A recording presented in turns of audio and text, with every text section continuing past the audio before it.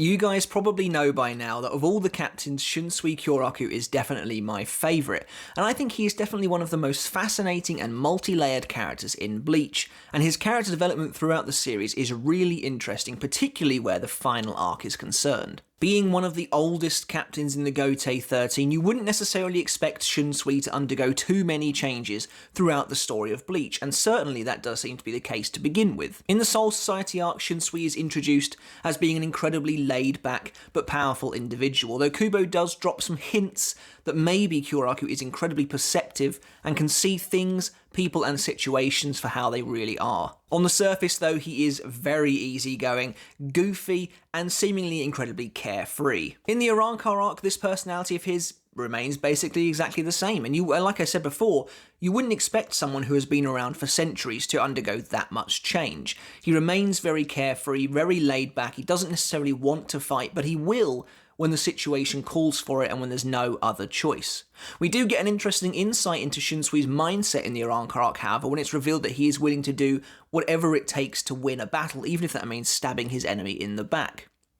This, combined with the revelation that his Zanpakuto powers are incredibly mysterious and even shadowy in some respects, actually lent a very interesting contrast to the Shunsui we already knew. Now, instead of just being carefree, easygoing and goofy, there was this layer of darkness to the character that we had never really seen before, and it actually made him very interesting. That darkness goes into full bloom in the Thousand Year Blood War arc, however, when Kyoraku is forced into an unexpected position of authority, and it seemingly changes the way he acts and the way he is forever. I've been dying to talk about Kyoraku, and in this video we're going to look particularly at his character development in the Thousand Year Blood War arc and how being in that position of authority all of a sudden changed his character and set him on a course to be someone completely different to the Shunsui we see in the Soul Society arc. This is not going to be a full-on character analysis video for Kyoraku, we'll obviously do that at some point in the future, but now I really just want to take a look at the development he gets in the final arc. Before we get started, however guys, if you haven't subscribed to my channel yet and you are new here, make sure to hit that sub button and keep the number going up. We're about 21,500 now, which is just amazing. If we could hit 25, that would be a fantastic milestone, and I would really appreciate the support. Don't forget to give the video a like, it really helps with the exposure for the video as well, and drop a comment letting me know what you think of Shunsui as a character, particularly in the Thousand Year Blood War arc, because I think that's really where he stands out and he shines as a character. Don't forget to be a part of the community as well. Follow me on Twitter, my name is appearing on the screen below, and also don't forget to join the Discord as well. It's just a bunch of people who absolutely love Bleach and can't wait for the franchise to return with the anime next year. Looking at Kyoraku in the Thousand Year Blood War arc then, and I really think this is where this character absolutely takes off and becomes easily one of the deepest, most interesting Bleach characters Kubo ever created, with the multiple layers of his design beginning to reflect his personality as well. However, when the arc begins, Kyoraku is pretty much the Kyoraku we know and love. He's very laid back, and that even extends to when the Sternritter invade the Soul Society. Shunsui begins his battle with Robert Akutrone the same way he would with pretty much any fight, with regular kind of casual chit-chat, and seemingly not taking the battle too seriously. However, the Sternritters are not the Arrancar, and they fight very differently, particularly in this first invasion, and Robert basically, taking no time at all, lunges at Shunsui and shoots his eye out. It's at this point when Shunsui reveals that he was trying to appear to be calm and in control, but in reality he has allowed Robert to get the better of him in this initial bit of the fight. But still, despite suffering a pretty hefty injury, Shunsui does still seem to have a smile on his face and to be the same guy we've seen before. It's only when Yamamoto is eventually killed by Yuha that the reality of the situation seems to really dawn on Kyoraku, and he changes from this point on in the story. Now, I'm not saying Kyoraku was taking his enemy lightly, he definitely wasn't, and as one of the most intelligent captains in the Gotei 13, he absolutely knew what he was up against. He even tells Robert that they're enemies that they can't defeat without Bankai. However, it's always been very much Shunsui's thing to kind of bait and switch with his opponents to try and pretend that he's actually scared or he's not in control of the situation, when in reality he absolutely is. Shunsui always seems to kind of know what's going on. He has a great eye for people and for fights, but in this instance he didn't have a chance to do any of that. Robert just jumped at him and attacked him straight out and in one of the devastating moments of the first invasion. In many ways, this version of Kyoraku at the start of the Thousand Year Blood War arc is emblematic of the Gotei 13 as Yuha Bark describes it. Just before Yuha Bark finishes off Yamamoto, he says that the Gotei 13 of old were bloodthirsty monsters who would never have allowed anything like this to happen, but they've grown weak, complacent and kind over time, and Kyoraku is very much the epitome of this, and he should be,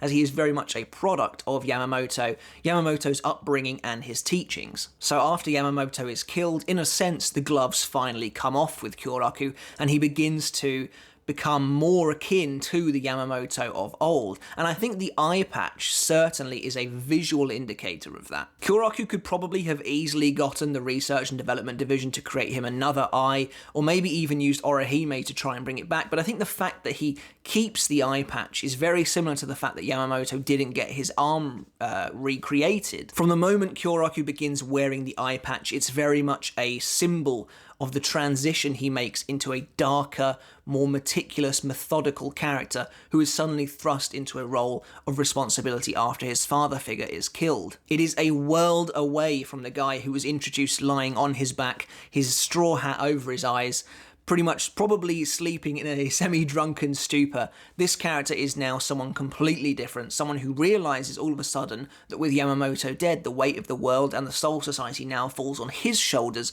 whether he likes it or not. And there are so many fantastic Kyoraku moments in the final arc. One of my absolute favourites is when he discovers that he has been promoted to the head captain, and he's clearly not happy about it at all. This is the first time that weight really falls on his shoulders. However, don't forget, in chapter 515, it's actually Kyoraku that reunites the captains after they begin falling out after the death of Yamamoto. He brings everyone back in, and I remember reading that weekly, and everybody thought that Kyoraku had stepped up as a leader and was probably going to be promoted in some form or another to the position that Yamamoto once held, and yes, indeed he was. He received a letter from the Central 46 promoting him to the head captain position, to which his response was, "For crying out loud." And that is very much the response of someone who doesn't necessarily believe they don't deserve the position, but he doesn't want the position. Kyoraku has never really been one for responsibility or for authority. That position has always fallen to Yamamoto, and even to Ukitake in some sense, who has always been the more sensible of the two of them. Kyoraku is, at heart, a real joker. He's easygoing, he's a womanizer, he's a drinker. And this side of Kyoraku does quickly fall to the wayside in the final arc. And I love that because it really showcases the effects of war. In almost overnight, Kyoraku has to change to become a tactician, to become a strategizer, to become a battle commander where he wasn't one before. And I find that to be really, really interesting. And the character juxtaposition is fascinating, and it's some of the best character development that Kubo ever creates. Kyoraku begins by taking on some pretty drastic decisions, some of which got him some flack from the fanbase, understandably. He has Kenpachi learn Shikai and then eventually Bankai through that, but to do so, he has to kill off Retsu Unohana, which was definitely a bit of a questionable decision in the long run, but you can also understand where he was coming from, as Kenpachi Zaraki is believed by most people to be the strongest Shinigami they have left, and seeing how the Vandenreich decimated the Soul Society the first time round, I can kind of understand where Kyoraku was coming from. However, Unohana was very powerful in her own right, and also a phenomenal healer, so it does seem like a bit of a dodgy trade-off. But the important thing to remember here is that Kyoraku is suddenly having to make these big decisions himself, without really any help, apart from, of course, Nanao by his side. One of my absolute favourite scenes of Kyoraku is when he uses his wit and his intelligence to outsmart the Central 46 to gain permission to do this in the first place. It's fascinating, and I absolutely love seeing the way he completely runs rings around these guys. Remember, the Central 46 are nearly always shown throughout Bleach to be in positions of superiority, even when they're talking down to Aizen Sosuke at the end of the Arrancar arc, and he talks back to them. They get the last laugh by being the ones who get to bind him and increase his sentence. Of course, you also see them in the Turn Back the Pendulum arc when they sentence Kisuke and Tessai, and they're very much shown to be in control in that scenario as well. However, when Kyoraku is presented to them in the Thousand Year Blood War arc, he completely owns the conversation entirely, using their own fear and powerless against them. He basically says to them that, I want to turn Kenpachi Zaraki into the ultimate killing machine by teaching him the art of killing, which in my eyes was always kind of a fancy way of saying getting him to learn his Zanpakuto's name. Now, the Central 46, they were not happy with this, they didn't want it to happen, but Kyoraku simply says, okay, well, you'll be able to protect yourselves the next time the invasion happens then, will you? And they basically just don't have an answer to that, and I love the way he turns the tables on them. It's really cool to watch. One of the most fascinating things about Kyoraku's transformation in this arc is the way he's drawn, and Kubo begins to apply a lot more shadowing to this character, making him look incredibly sinister and devious at times. Again, a far cry away from the apparently carefree, lovely person in the Soul Society arc. Kyoraku has now adapted to the cruel world he has found himself in charge of, and he has become this demon, essentially. Like I said, there are flashes of that in the Arrancar arc when you find out the way he fights is very dirty and underhanded. If necessary, he is willing to do whatever it takes. And that mantra, that attitude of willing to do whatever it takes, kind of transitions over to his role as the Captain Commander. With the situation looking pretty bad and Yhwach and his Schutzstaffel ascending to the royal realm to kill the king, the very idea of doing whatever it takes to win really comes to the forefront here, as Kyoraku makes the executive decision to release Aizen.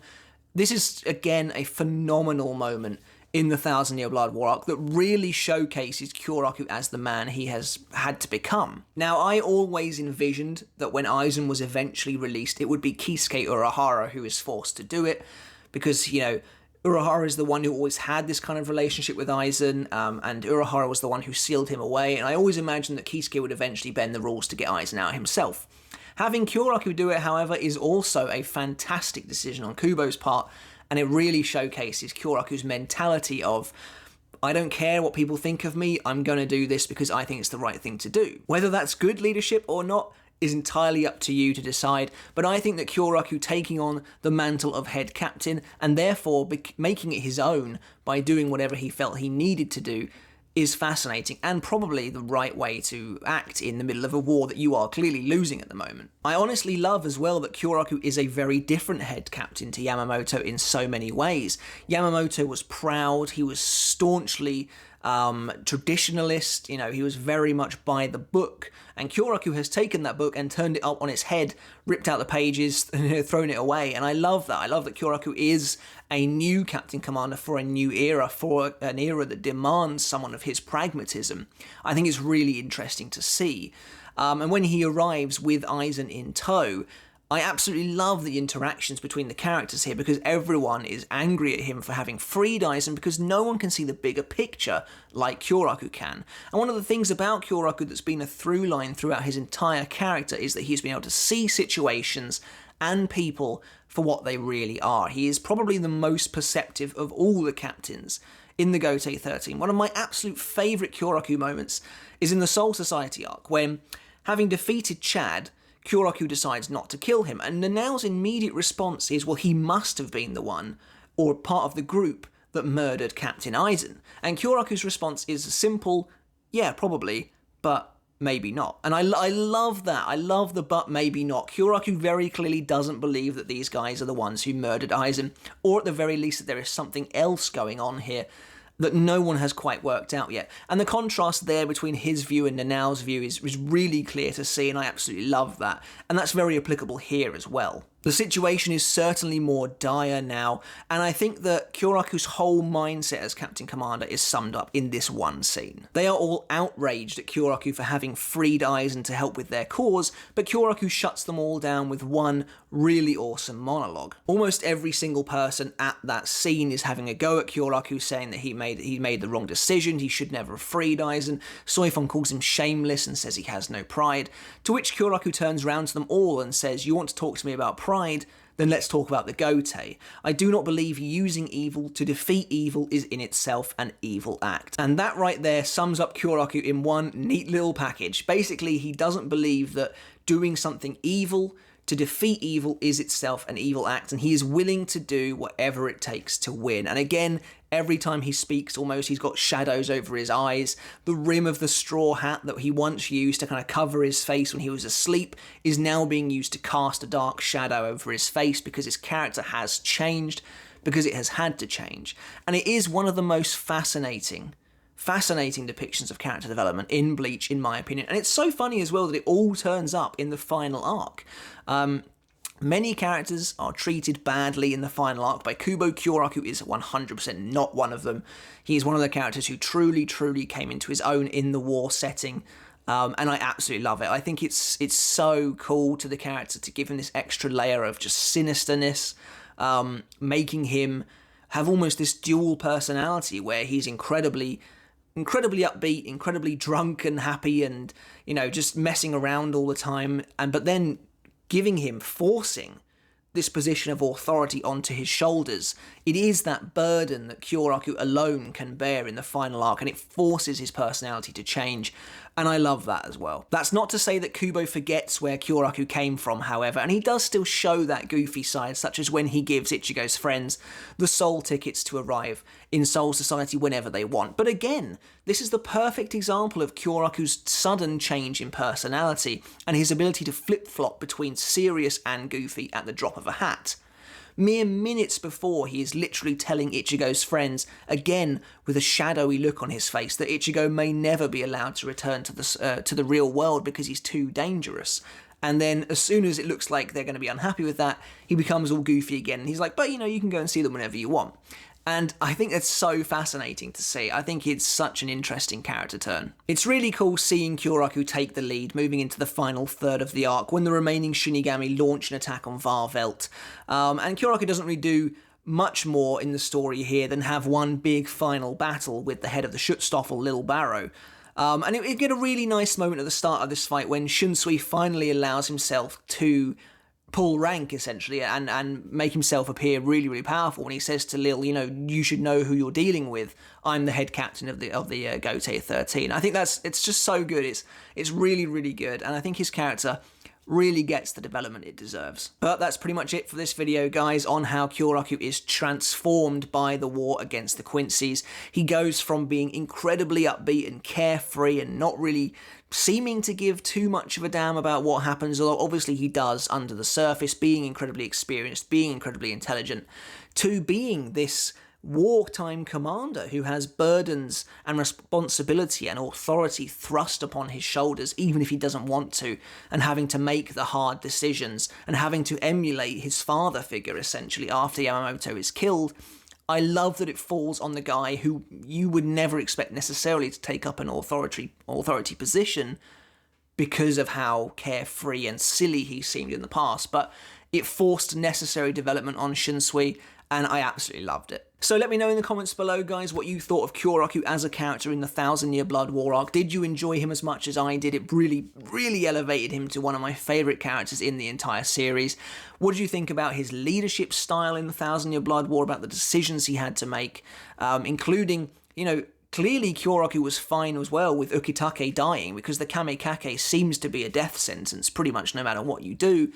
Again, the hard decisions that Kyoraku bears on his shoulders, and that he grins and bears it. That's definitely the best expression to use for Kyoraku in this sense. I do wish that he and Ukitake had spoken a little bit more in the final arc, but regardless, I think Ukitake was probably happy with Kyoraku becoming the head captain, knowing that he had what it took to make the decisions they needed to win. Remember to hit that sub button if you haven't already, guys. Give the video a thumbs up if you enjoyed this chat about Kyoraku's character development, and until next time, I shall catch you then. See you later.